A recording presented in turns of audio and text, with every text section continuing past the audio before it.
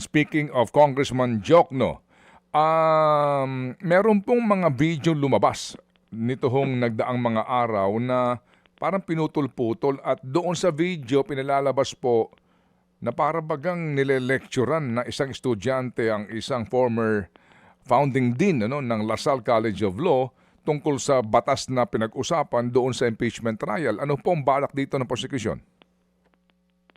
Well, Ted, salamat ho sa katanungan nyo. Actually, nakakabahala ho yan na it reached our attention na meron hong some members of the impeachment court na meron nga hong ganitong post. Yung isa is it contained edited video dun sa naging oral arguments ni Dean Michelle.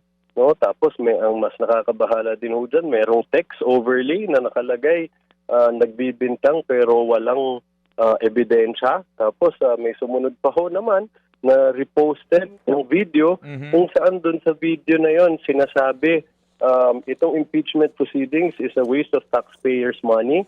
It's a futile exercise and ultimately it will fail. Nakakabahala ho to dahil it may give the public the impression that there are members of the impeachment court that are impartial. Dahil ho ang napakahalaga ho niyan na spirit ho ng fairness and impartiality, dapat judges should not only be impartial but must appear to be impartial. Dahil kung hindi ho, baka mabigyan ng impression ang mga tao na hindi hahatol ang mga judges based on the evidence presented. Ma-erode ho yung confidence ng public natin sa important institutions tulad ho nito. And to be clear, we don't want to put on the spot or condemn any particular member of the impeachment court, but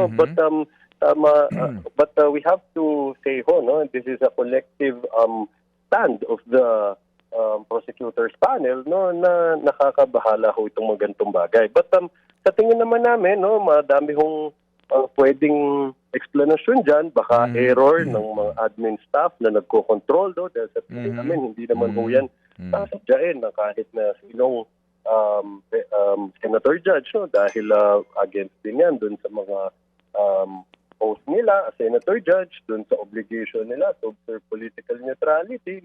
So sa tingin namin baka naman ho may explanation dyan, but just the same, ito ho ay sana ho maiwasan dahil nga ho napaka-importanteng bagay na hindi maisip ng mga kababayan natin kahit na magkaroon ho ng conclusion na mukhang na prejudge na.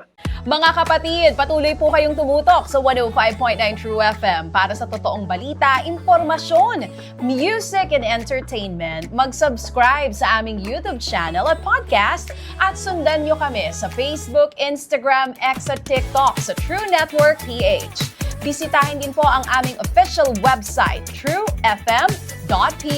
At panoorin din kami sa True TV Signal, Channel 19. Kami po ang 105.9 True FM.